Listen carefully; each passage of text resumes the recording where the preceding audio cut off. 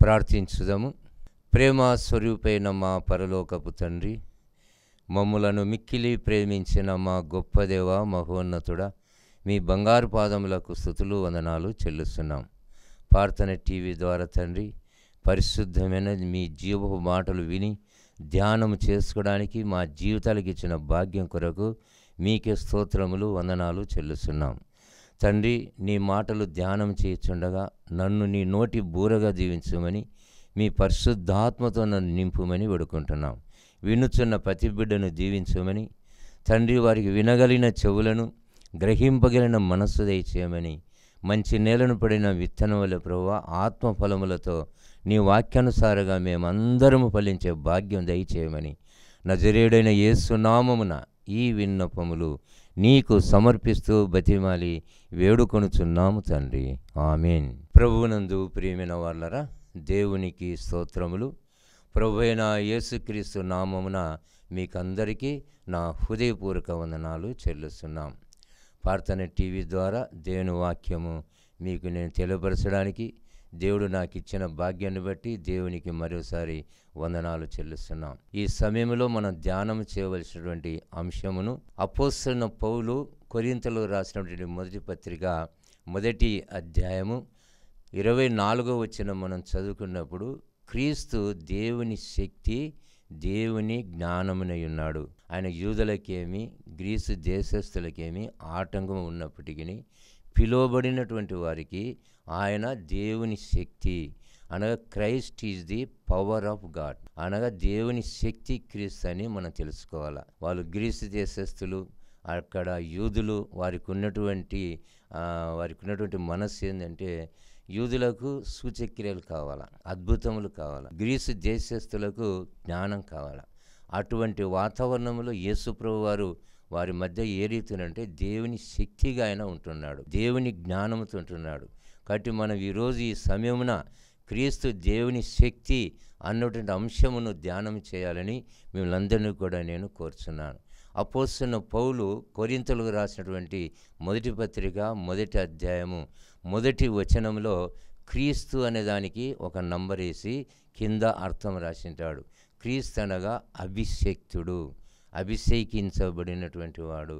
కాబట్టి ఎవరు ఆయనను అభిషేకించంటే దేవుడు ఆయనను అభిషేకించినట్లు మనం చూడగలం.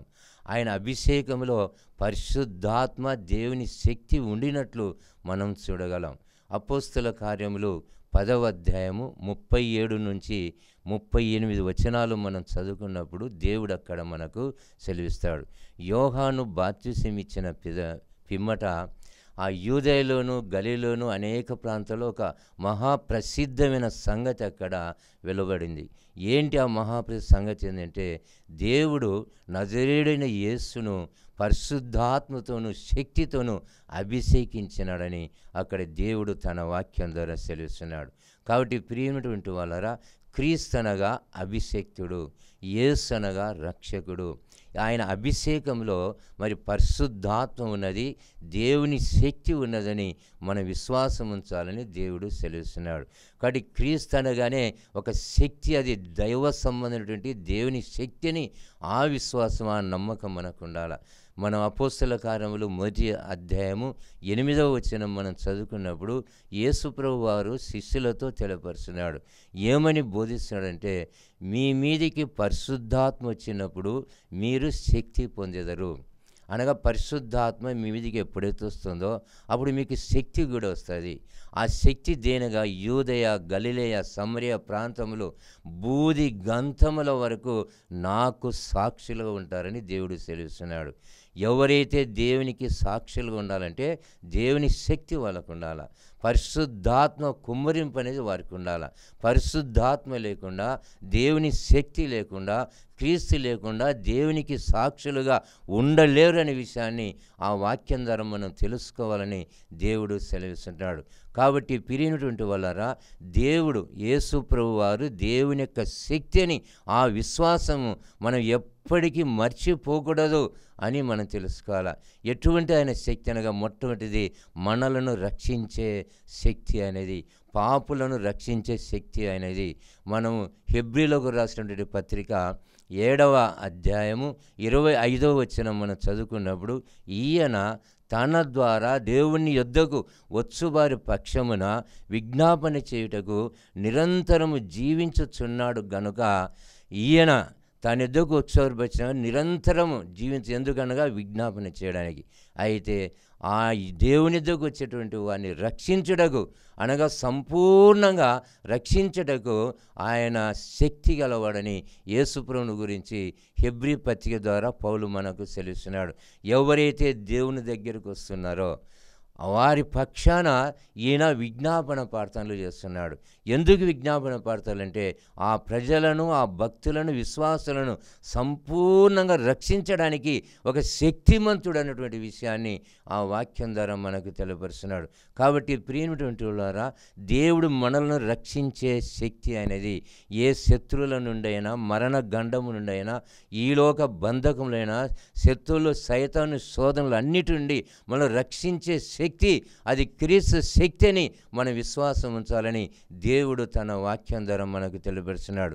ప్రభునందు ప్రియమైనటువంటి వాళ్ళారా, మనం కూడా అటువంటి శక్తిని పొందాలంటే దేవుడు యెషయా ద్వారా ఒక ప్రవచనాన్ని మనకు తెలియపరుస్తున్నాడు, ఒక మాటను మనకు తెలియపరుస్తున్నాడు. యెషయా గ్రంథము 40వ అధ్యాయము 29వ వచనం మనం చదువుకున్నప్పుడు, అక్కడ సొమ్మసిల్లినటువంటి వారికి బలమిచ్చేవాడు ఆయనే. సొమ్మసిలు అంటే సోలిపోయినటువంటి వారు, అనగా బలహీనులు వాళ్ళు, అటువంటి వారికి బలాన్ని ఇచ్చేవాడు దేవుడని సెలవుస్తున్నాడు. తర్వాత వాక్యములు ఏమంటాడంటే, శక్తిహీనులు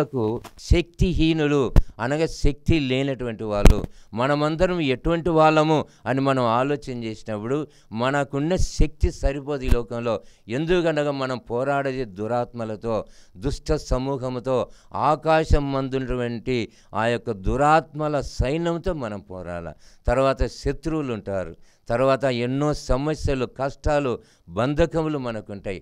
వాటన్నిటిని మనం పోరాడాలంటే మనకు శక్తి చాలదు, కానీ దేవుని శక్తి మనకు కావాలా.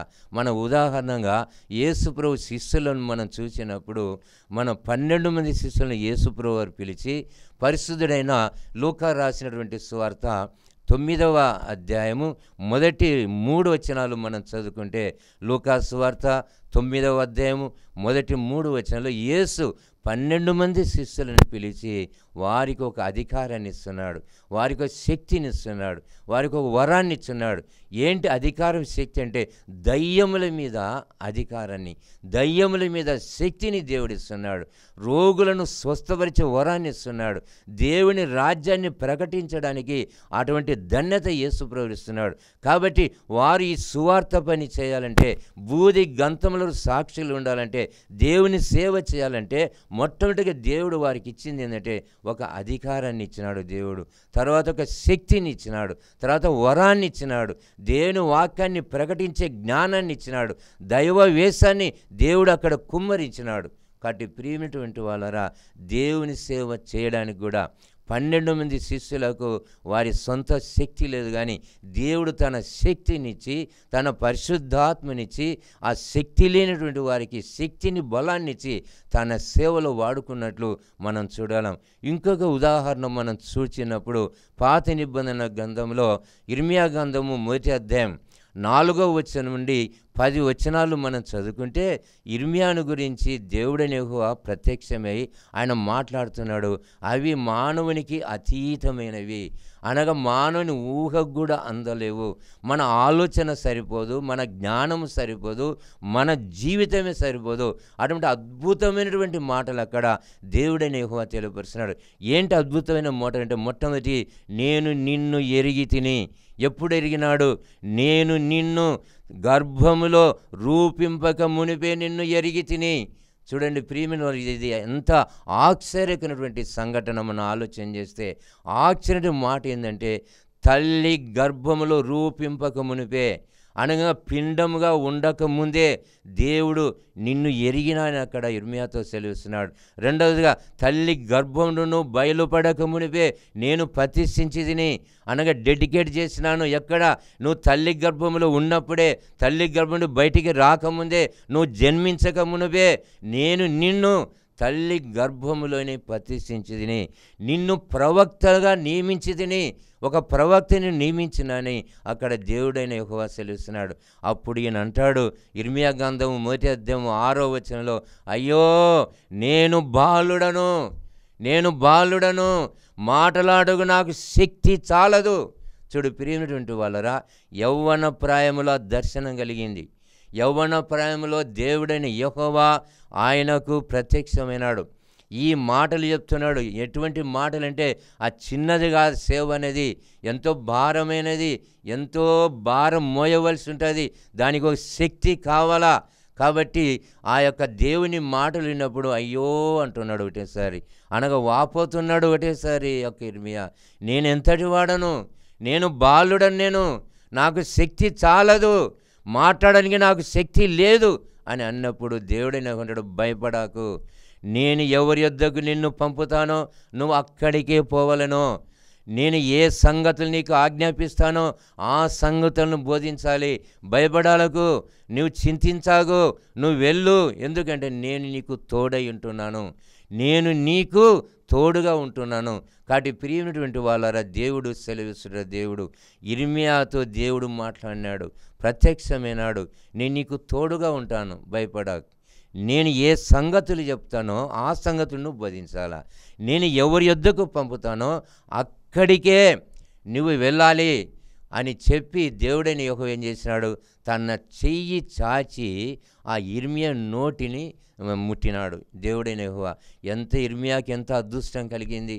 గొప్ప దేవుడు, సృష్టికర్త అయినటువంటి దేవుడు, సర్వశక్తులైన దేవుడు, మానవునికి అతీతమైన దేవుడు.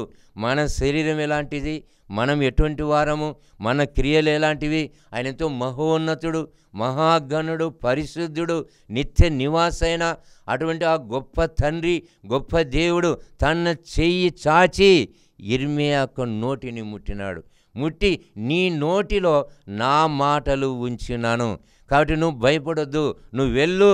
పెళ్ళగించుటకును, విరుగగొట్టుటకును, నశింపచేయుటకును, పడగొట్టుటకును, నాటుటకును, కట్టుటకును నిన్ను జనముల మీద ప్రవక్తగా, రాజ్యంలో ప్రవక్తగా నేను నియమించున్నాను.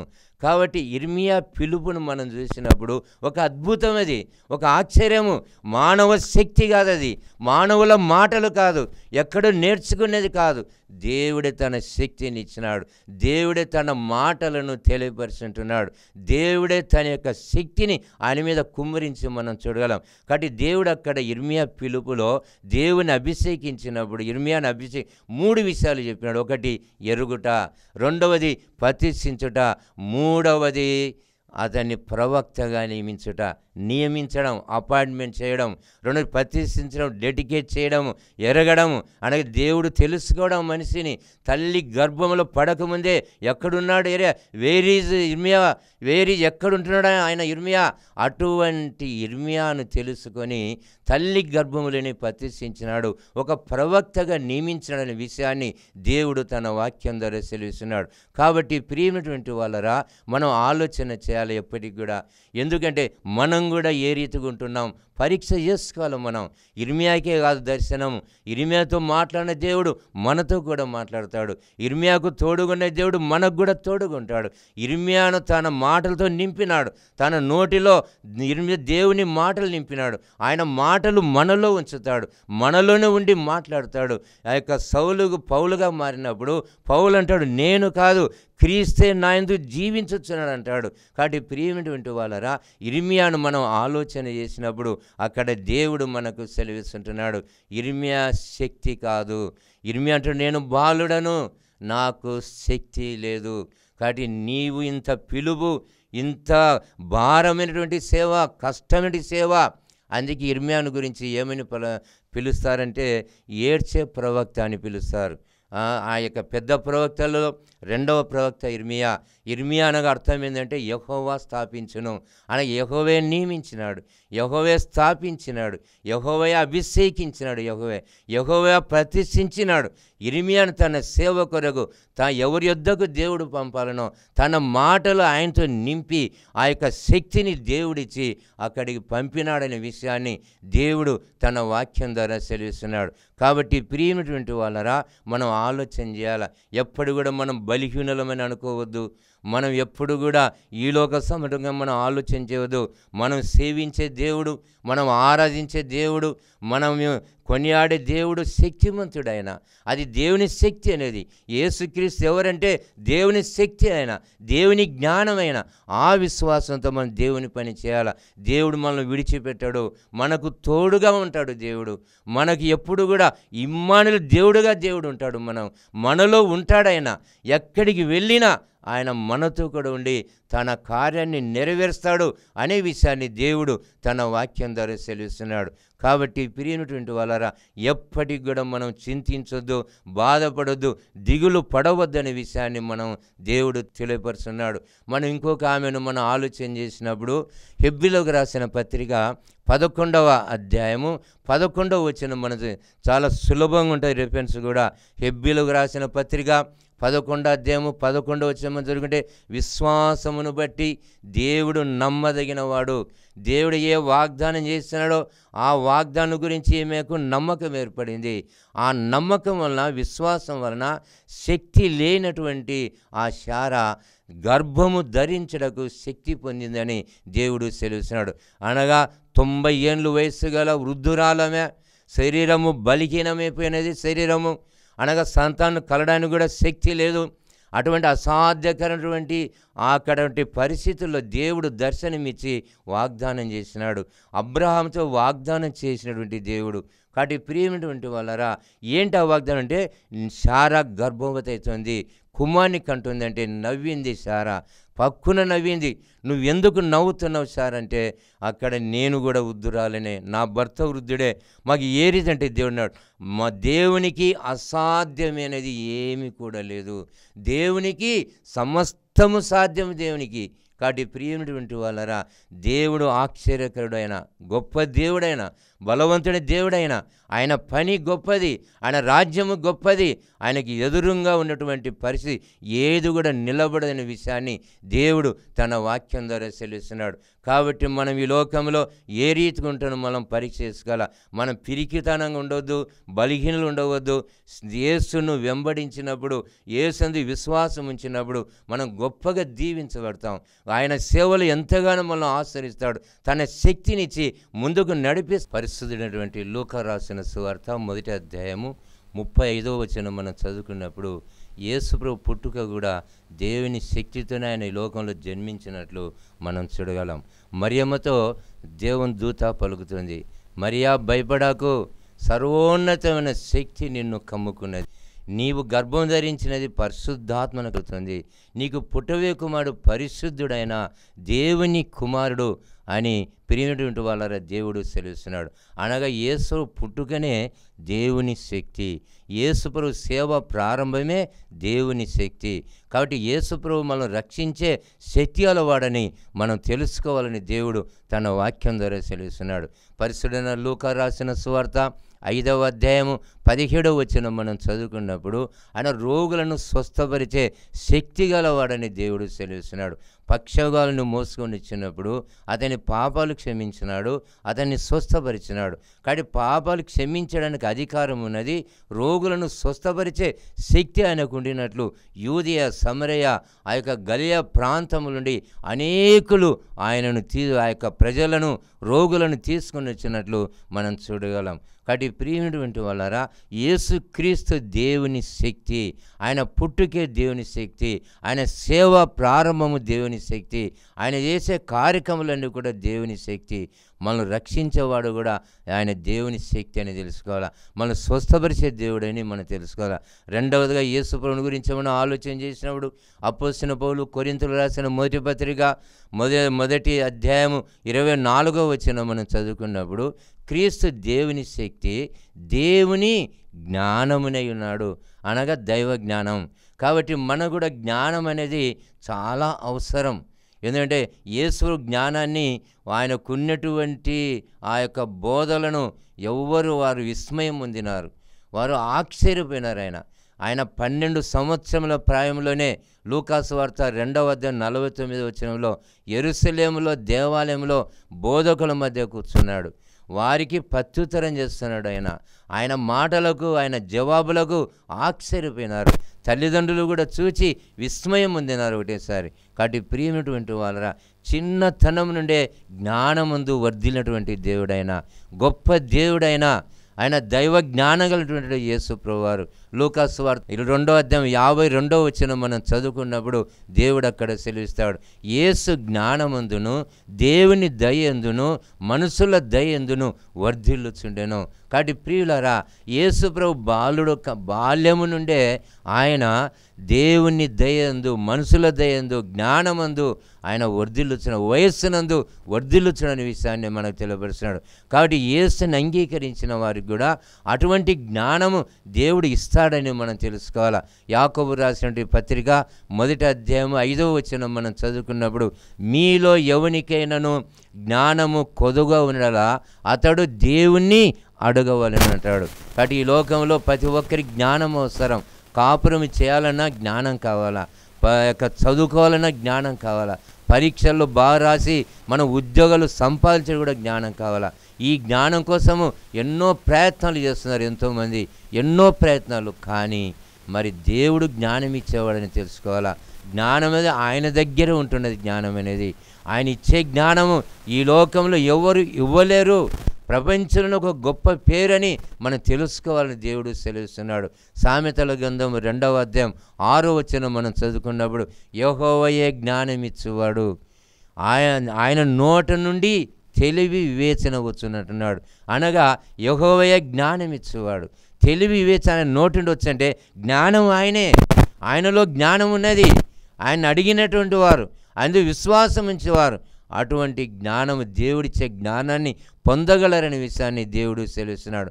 మనం ఒక ఉదాహరణ చూసినప్పుడు, మనం సొలొమోను మహారాజును చూసినప్పుడు, ఇర్మియా అయితే ఏ రీతిగా బాలుడు అన్నాడో సొలొమోను కూడా నేను బాలుడు అని అంటాడు. ఈ జనం ఎంతో గొప్పది అంటాడు. ఈ జనమును తనిఖీ చేయడానికి కూడా నాకు శక్తి చాలదు, నాకు జ్ఞానం లేదు, వివేకం లేదు. ఇరు గొప్పవారు, నేను బాలుడను, నా తండ్రికి బదులుగా నన్ను రాజుగా చేసినావు. కానీ దయచేసి నా ప్రార్థన ఆలకించి నాకు జ్ఞానము దయచేయమని అక్కడ సొలొమోను రాజు దేవుని ప్రార్థన చేస్తాడు. ప్రార్థన చేసినప్పుడు దేవుడు సొలొమోనుతో, సొలొమోను, నీ ప్రార్థన నేను విన్నాను, నీ ప్రార్థన నాకు ఇష్టమైనది, కాబట్టి నేను దానికి నీ ప్రార్థనకు జవాబుగా జ్ఞానం నీకు ఇస్తున్నాను, వివేకాన్ని వరం ఇస్తుంటాను. అయితే ఈ వివేకంతో పాటు, ఈ జ్ఞానంతో పాటు నీకు నువ్వు అడగకపోయినా ఐశ్వర్యమును, బలమును, పరాక్రమమును, దీర్ఘాయుస్సును నీకు ఇస్తున్నాను అక్కడ దేవుడైన యెహోవా సెలవిస్తున్నాడు. కాబట్టి ప్రియమైనటువంటి వాళ్ళరా, క్రీస్తు దేవుని శక్తి అయినా, క్రీస్తు దేవుని యొక్క జ్ఞానం అది. కాబట్టి మనం ఎప్పుడు కూడా యేసుని అంగీకరించి ఆయన విశ్వాసం ఉంచితే ఆయన శక్తిని మనకిస్తాడు, ఆయన జ్ఞానాన్ని మనకు అనుగ్రహిస్తాడనే విషయాన్ని దేవుడు మనకు సెలవిస్తున్నాడు.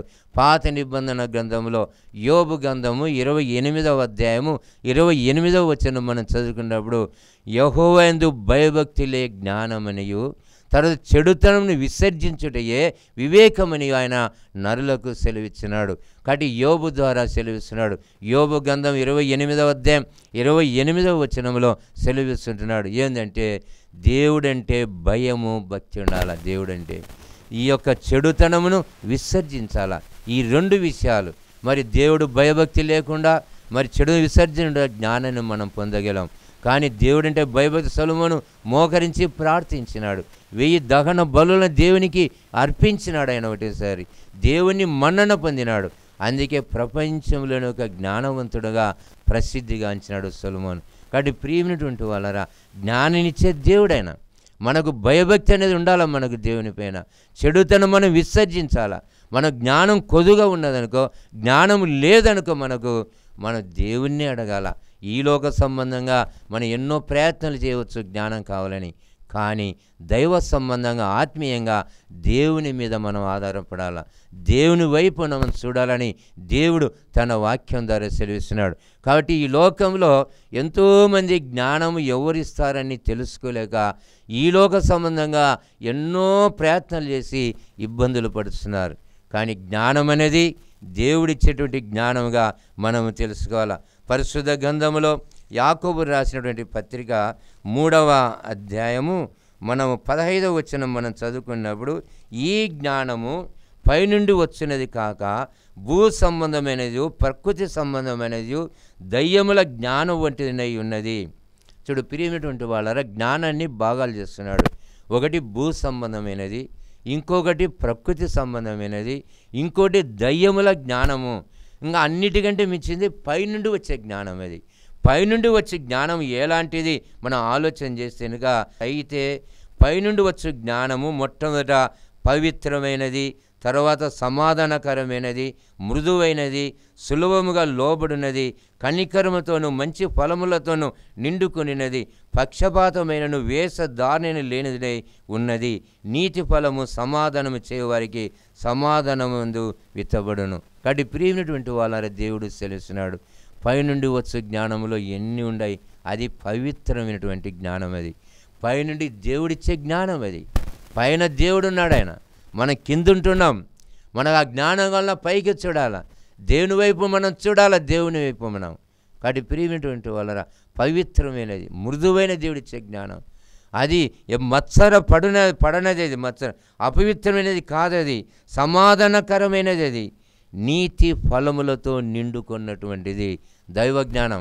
కాబట్టి దేవుని జ్ఞానం ఎవరికైతే ఉన్నదో అటువంటి వారికంటే ఆత్మ ఫలములతో ఫలిస్తారు, నీతి ఫలములతో ఫలిస్తారు.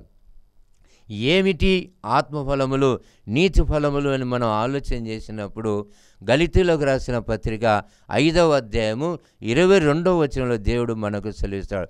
ఆత్మఫలములు ఏవనగా ప్రేమ, సమాధానము, సంతోషము, దీర్ఘశాంతము, దయాళుత్వము, మంచితనము, సాత్వికము, విశ్వాసము, ఆశ, నమ్మకము, ఆశ, నిగ్రహము. కాబట్టి ప్రియమైనటువంటి వారు దేవుడు సెలవిస్తున్నాడు, ఆశ నిగ్రహము అనగా ఆశలన్నీ చంపుకోవాలా. లాస్ట్ మనం చూసి అది దైవజ్ఞానం, అది దేవుడిచ్చే వివేకం. అది ఏంటి ఈ లోకంలో ఆశ? మనకు అపోస్తలుడైన పౌలు కొరింథీయులకు రాసిన మొదటి పత్రిక 1వ అధ్యాయం 24వ వచనం జరుగుంటే 2 అంశాలు మనకు దేవుడు సెలవిస్తున్నాడు. మొట్టమొదటి అంశం ఏంటంటే దేవుని శక్తి, ఆ యొక్క క్రీస్తు. రెండవది దేవుని జ్ఞానము, ఆ యొక్క క్రీస్తు.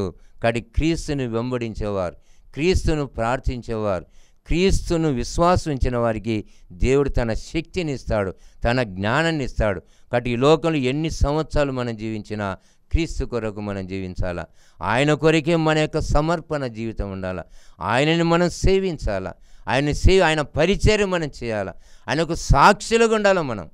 మీరు బూది గంతముల వరకు సాక్షులు ఉంటారని శిష్యులతో యేసుప్రభువు అన్నాడు. ఎప్పుడు? పరిశుద్ధాత్మ మీ మీదకి వచ్చినప్పుడు దేవుని శక్తి మీరు పొందుతారు.